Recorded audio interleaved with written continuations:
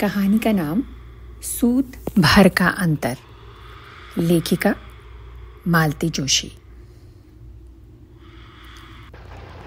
गाड़ी जब स्टेशन में लगी उस समय 9 बज चुके थे। दीपक को कसकर भूख लगाई थी। उसका मन हुआ ठिकाने पहुंचने से पहले किसी ढाबे में चलकर कुछ खा लिया जाए। फिर याद आया चाची खाना लेकर बैठी होगी। चलते समय उन्होंने जतला दिया था कि घर से लौटकर खाना हमारे साथ खाओगे। उस दिन होटल नहीं जाने दूंगी। पर उस दिन यह थोड़ी पता था कि गाड़ी 2.5 घंटे लेट पहुंचेगी। अब इतनी रात गए उन्हें वह परेशान कैसे करेगा। फिर लौटकर ढाबे में जाने की हिम्मत भी नहीं होगी। भूखे पेट सो जाना पड़ेगा।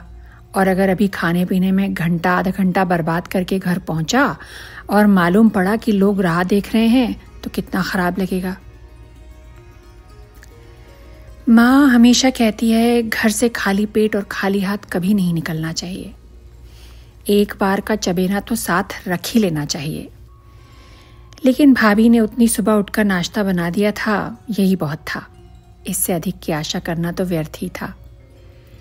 भाभी के रहते माँ का रसोई में खटर पटर करना अविश्वास का वातावरण पैदा करता। इसीलिए वो चुपचाप खाकर निकल पड़ा था।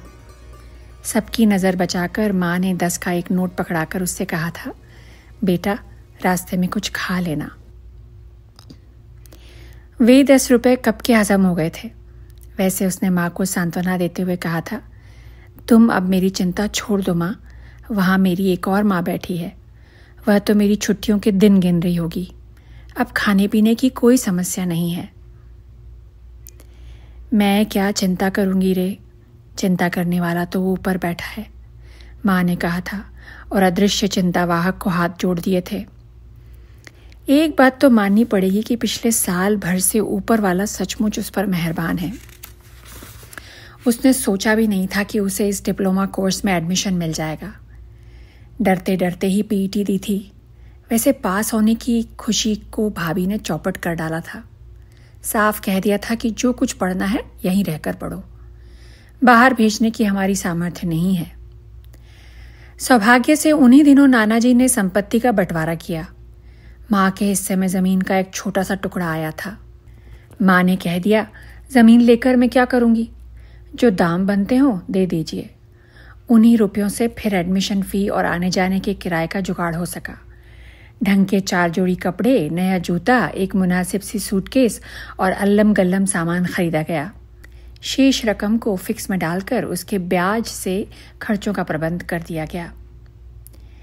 पहले तो हॉस्टल में ही रहने का तय हुआ था, पर 2 महीनों में ही होश फाख्ता हो गए। रैगिंग तो जैसी होती है हुई ही, पर खर्च बेहिसाब होने लगा। वहां तो कटौती का कोई प्रश्न ही नहीं था। दिवाली की छुट्टियों से लौटकर आया तो उसने कमरे की तलाश शुरू की। उसके एक दोस्त ने इस मकान का पता दिया था। कहा था कि एक सज्जन व्यक्ति हैं जो गरीब विद्यार्थियों को कम किराए पर कमरा देते हैं। वह फौरन मित्र को लेकर उस पते पर पहुंचा। कमरा उसके भाग्य से खाली था और किराया भी अप्रत्याशित रूप से कम था। पर उनकी ढेर सारी शर्तें थीं। सिगरेट नहीं पियोगे, शराब नहीं छुओगे, कमरे में लड़कियों को नहीं लाओगे, आधी आधी रात तक रेडियो या टेप रिकॉर्डर नहीं बजाओगे। जब वे अपनी बात कह चुके तो दीपक ने इतना ही कहा, अंकल बिना बाप का लड़का हूँ, भाई भाभी के आसरे पढ़ रहा हूँ।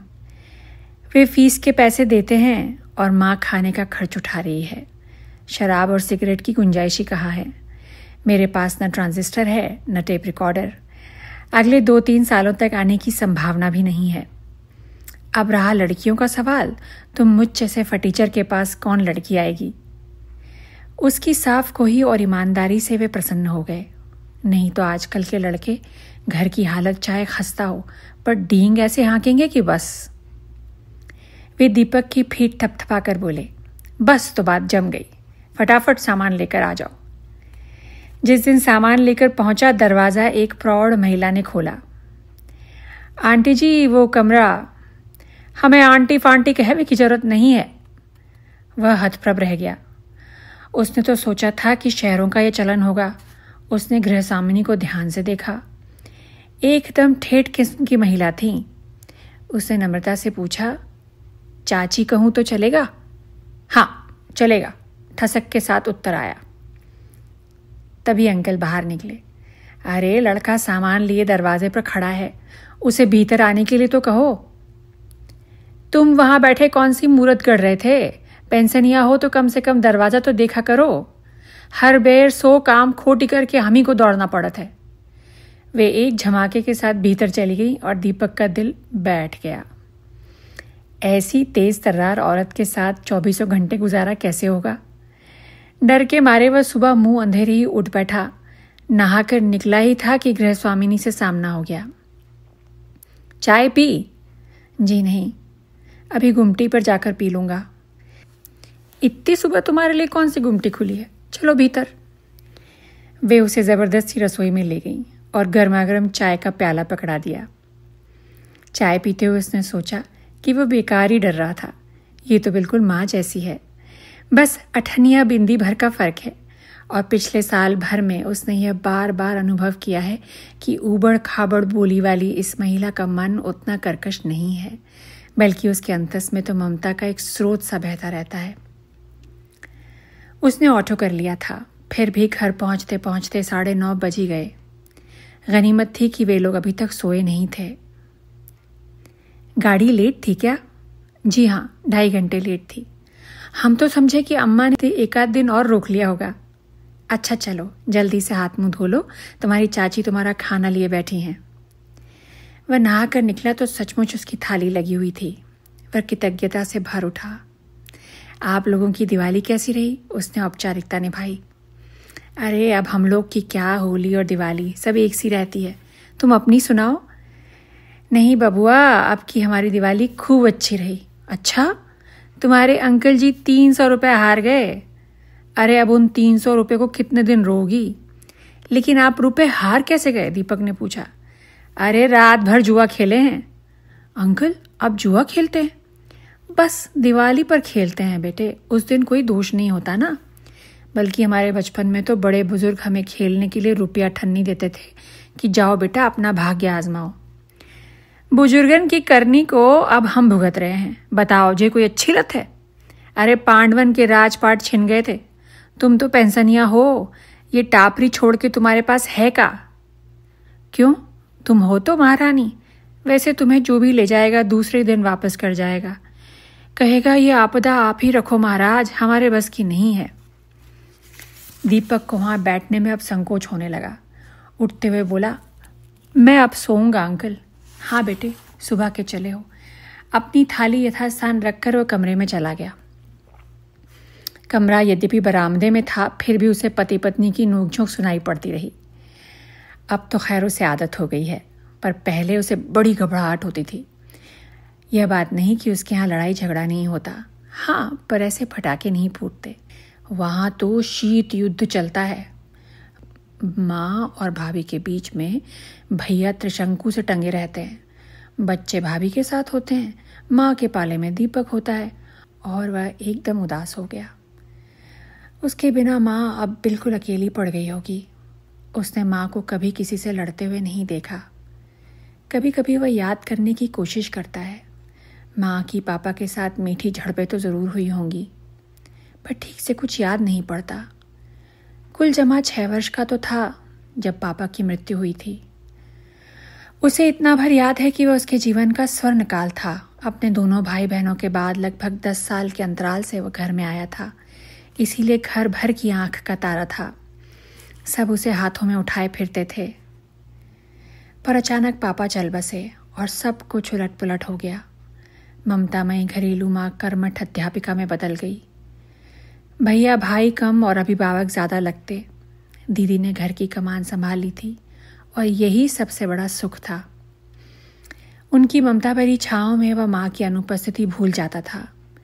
पर यह सुख भी कितने दिन रहा। सयानी लड़की को घर में छोड़कर नौकरी पर जाते हुए माँ का मन आशंकित रहता था। अच्छा घर-वर देखकर उन्होंने दूसरे साल ही उनकी शादी कर दी थी। दीदी गई और घर एकदम सूना हो गया। दीदी थी तो घर में कुछ लय थी, रस था। अब खेलने खाने की, पढ़ने सोने की जगह भर रह गया। कुछ साल बाद जब भैया के ब्याह की बात चली तो वह पुनः उत्साह से भर उठा। उसे आशा थी कि भाभी के आते ही घर में रौनक हो जाएगी, खुशी की बारिश होगी। बरसात तो हुई पर उसमें दीपक का मन भीग न सका। भाभी कभी अपनी सी हो न सकी, बल्कि भैया और दूर चले गए।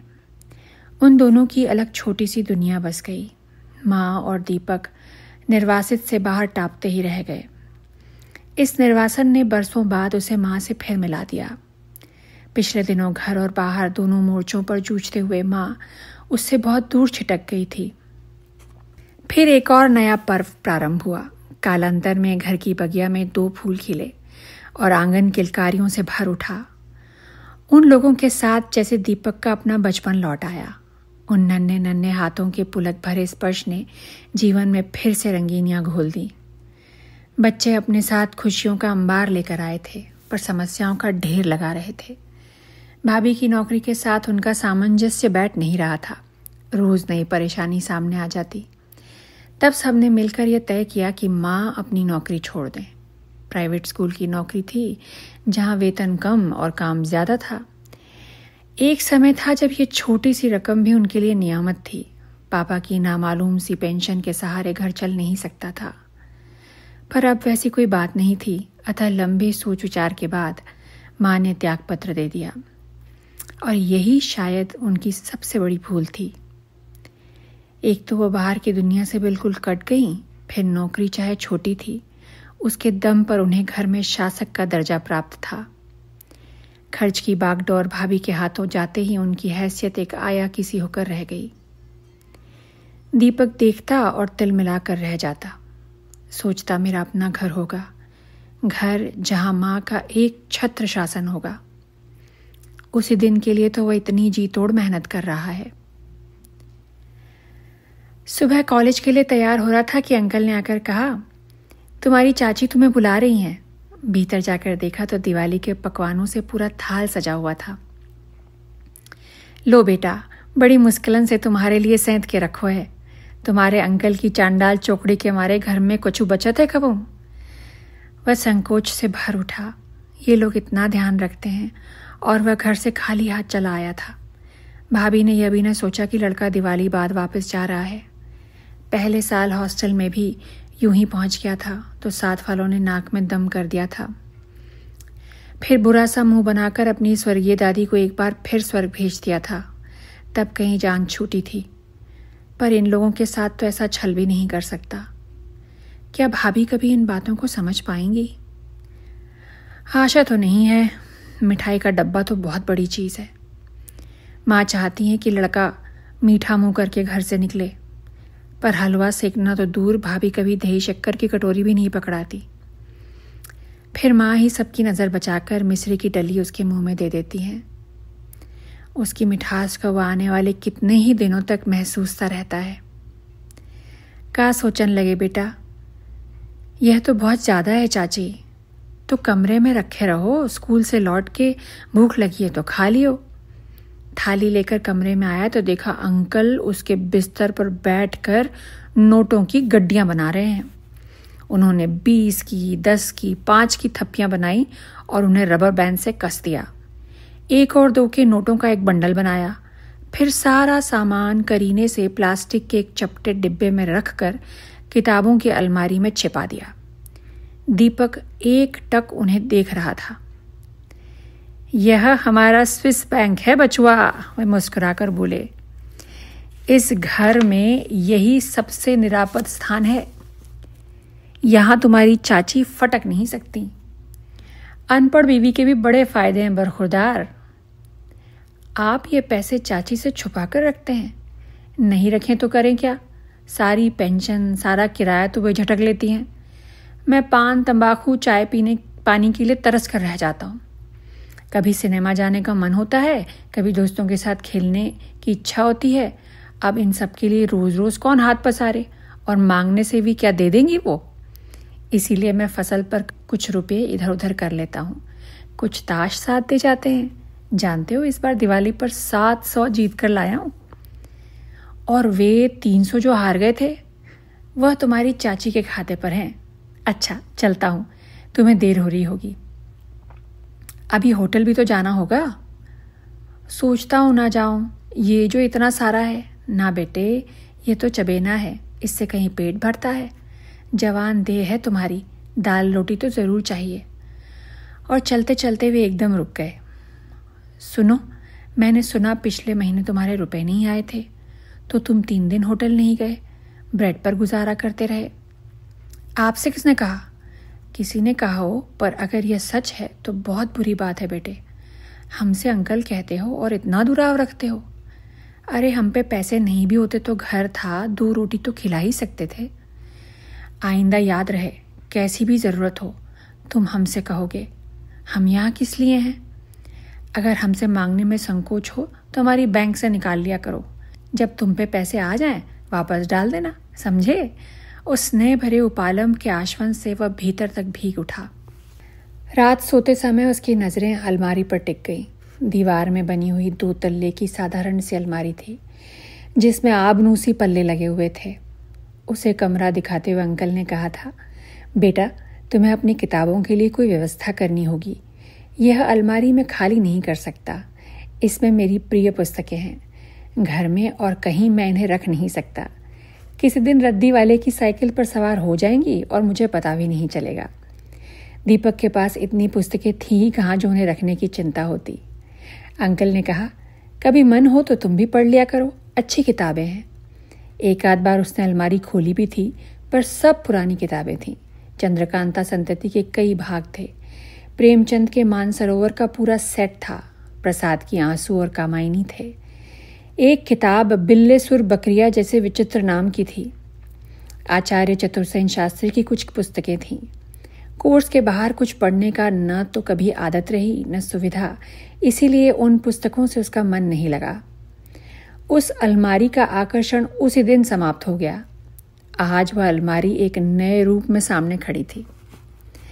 अंकल ने कहा था, जब ज़रूरत पड़े पैसे ले लिया करो। ज़रूरत कब नहीं रहती। अभी उसी महीने की तो बात है। उसने बहुत सोच समझकर 10 तारीख का महीना बांध रखा था। फिर भी 3 दिन ऊपर निकल गए। झिझक के मारे वह होटल भी नहीं गया। डर लगा रहा कि कहीं सबके सामने बेइज्जत न होना पड़े। पैसे लेकर जिस दिन वह पहुंचा तो मालिक ने छूटते ही पूछा, इतने दिन कहाँ रह गए थे बाबूजी? उसकी अनुभवी नज़रों ने दीपक का चेहरा पढ़ लिया था। बोला, बाबूजी, देर सबेर तो होती ही रहती है। हम लोग क्या इतने बेमुरव्वत हैं? फिर आप तो पुराने ग्राहक हो। यह बात उसने इतनी ज़ोर से और इतने लोगों के सामने कही कि वह शर्म से गड़ गया। ज़रूर उन्हीं लोगों में से किसी ने अंकल जी से चुगली खाई होगी। सारी रात उसे नींद नहीं आई। उसके बाद तो जैसे यह क्रमसा हो गया। जैसे ही बिस्तर पर लेटता, आंखें अलमारी पर अटक जाती। कई छोटी मोटी ज़रूरतें उसके सामने फन फैलाकर खड़ी हो जाती। इस कमरे में भाग्य से उसे एक मेज़ तो मिल गई थी, पर एक टेबल लैंप की सख्त ज़रूरत थी।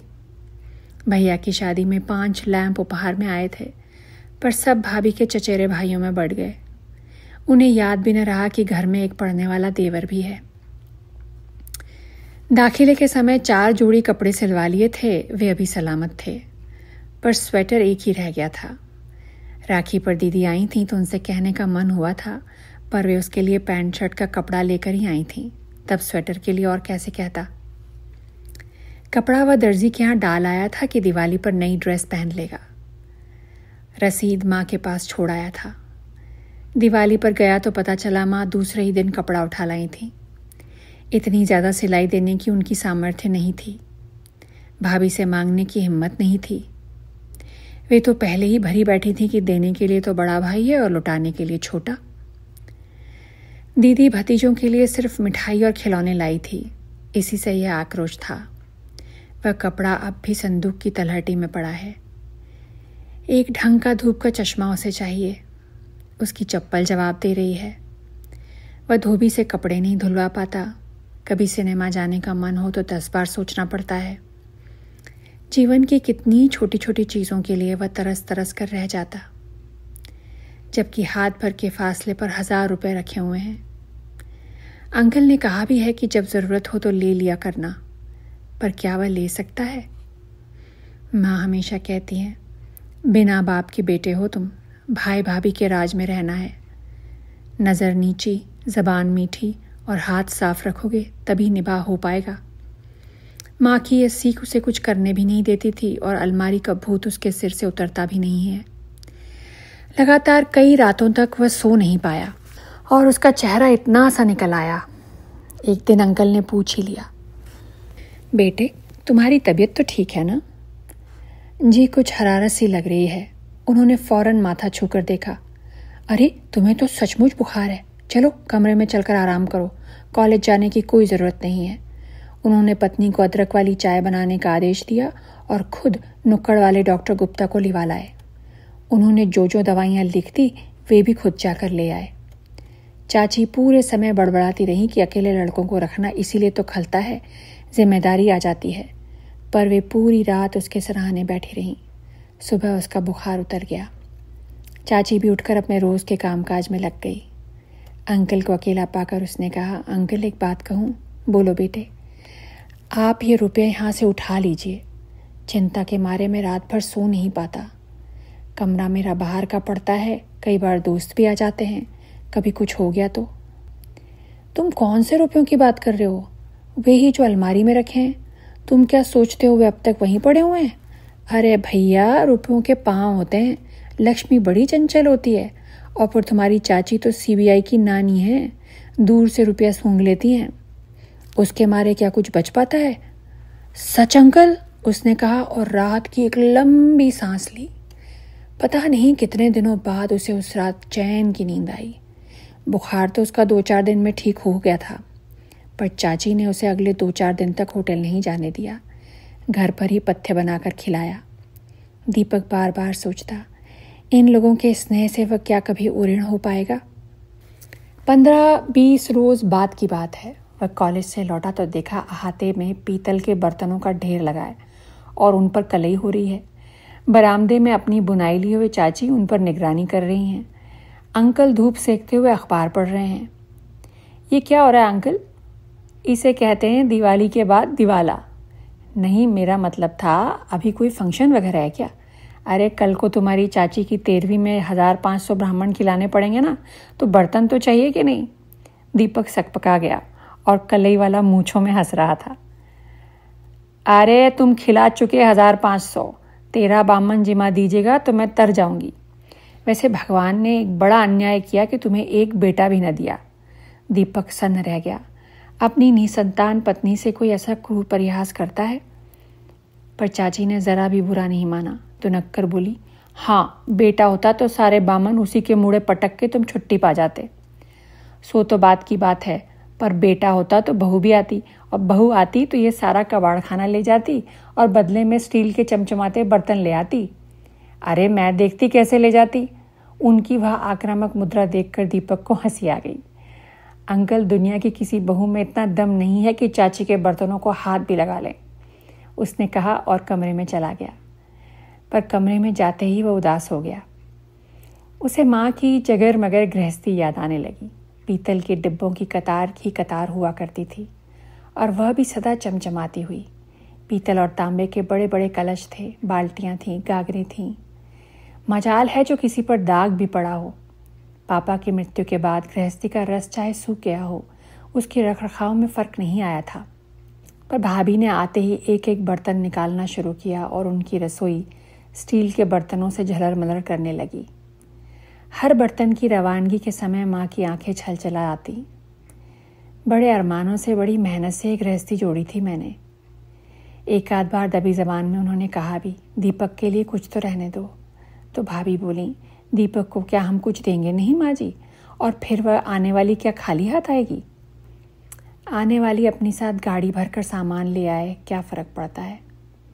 पर वह यह कैसे जानेगी कि उसकी सास ने कितने जतन से, कितनी साधों से गृहस्थी जमाई थी। बस दीपक ने फैसला कर लिया, नौकरी लगते ही माँ के लिए पीतल के ढेर सारे बर्तन खरीदेगा और उन पर बड़े बड़े अक्षरों में माँ का नाम खुदवाएगा। वो जो आने वाली है उससे साफ कह देगा, अपनी गृहस्थी आप जमाओ, इन बर्तनों को छूने की ज़रूरत नहीं है। बाहर अपना नाम सुनकर वो चौंक पड़ा। अंकल कह रहे थे, मेरे पास तो नहीं है, दीपक के पास हो तो देखता हूँ। वो एकदम सहम गया। इतने सारे बर्तनों की मजदूरी 50-60 से कम तो क्या होगी? इतने पैसे उसके पास होंगे भी, और अगर सबके सब उठाकर दे भी दे तो। लेकिन अंकल ने उससे कुछ नहीं कहा, सीधे अलमारी के पास गए, अपना स्विस बैंक खोला और रुपए लेकर बाहर चले गए। दीपक आश्चर्य में भरकर उन्हें देखता रह गया। कलई वाले को विदा करके वे फिर लौटे, डिब्बा यथास्थान रखा और अलमारी बंद करके दीपक के पास बैठ गए। क्या सोच रहे थे बरखुरदार? यही कि अंकल झूठ भी बोलते हैं, ठीक है ना? उस दिन तुम इतने बेचैन थे कि मुझे झूठ बोलना ही पड़ा। यह रुपया तुम्हारे मन पर इतना बड़ा बोझ बन जाएगा यह तो मैंने सोचा ही नहीं था। लेकिन अब मुझे फिर टेंशन हो जाएगा। सच कहता हूँ अंकल, इस बला को यहाँ से हटा लीजिए। मैंने आपसे झूठ कहा था, मुझे दोस्तों से कोई खतरा नहीं था, परंतु मैं अपने आप से डरता हूँ कि किसी दिन मुझे मोह हो जाए तो। देखो बेटे, मोह और संयम में सूत भर का फर्क होता है। तुमने उस सूत भर के अंतर को बनाए रखा। इस उम्र में ये बहुत बड़ी बात है। तुम्हारी माँ ने तुम्हें बहुत अच्छे संस्कार दिए हैं बेटा, और संस्कार सिर्फ माँ बाप ही दे सकते हैं। जानते हो, हमने एक बेटा पालने की कोशिश की थी। वह मेरी बहन का बेटा था, 5 साल का था जब हम उसे लाए थे। हमने भरपूर प्यार दिया, दुलार दिया, दुनिया की हर नेमत दी जो हम दे सकते थे, पर संस्कार नहीं दे सके क्योंकि वह हमारा बेटा नहीं था। हमारे कर्तव्यों की लिस्ट बहुत लंबी थी, पर अधिकार के नाम पर शून्य था। उसके आचार व्यवहार में, शिक्षा दीक्षा में कहीं भी हम अनुशासन का अंकुश ना रख सके। अपनी आंखों के सामने उसे बर्बाद होता देखते रहे। परिणाम यह हुआ कि 15 साल की तपस्या पर पानी फेर कर एक दिन चंपत हो गया। जाते हुए अपनी मामी की 5 तोले की चेन भी ले गया। अब बहन सबसे कहती फिरती है कि मामा के प्यार ने और मामी की फटकार ने लड़की को कहीं का नहीं रखा। तब से हमने वह चक्कर ही छोड़ दिया है। तुम जैसे होनहार बच्चों पर प्यार लुटाकर अपने अरमान पूरे कर लेते हैं। 2 बाल्टी पानी तो निकाल देते, बर्तन काहे में धुलेंगे? मैं पानी निकाल दूं? ना बेटे, तुम्हारे जाने से बात नहीं बनेगी, तुम अपनी पढ़ाई करो। और उठते हुए बोले, तुम्हारी माँ ने सचमुच बहुत अच्छे संस्कार दिए हैं। भगवान उन्हें लंबी उम्र दे और वे तुम्हारे राज में खूब सुख भोगें। उनके जाने के बाद भी बड़ी देर तक वह उनके आशीर्वचनों से पुलकित होता रहा। एकाएक आत्मविश्वास से उठाकर खड़ा हो गया।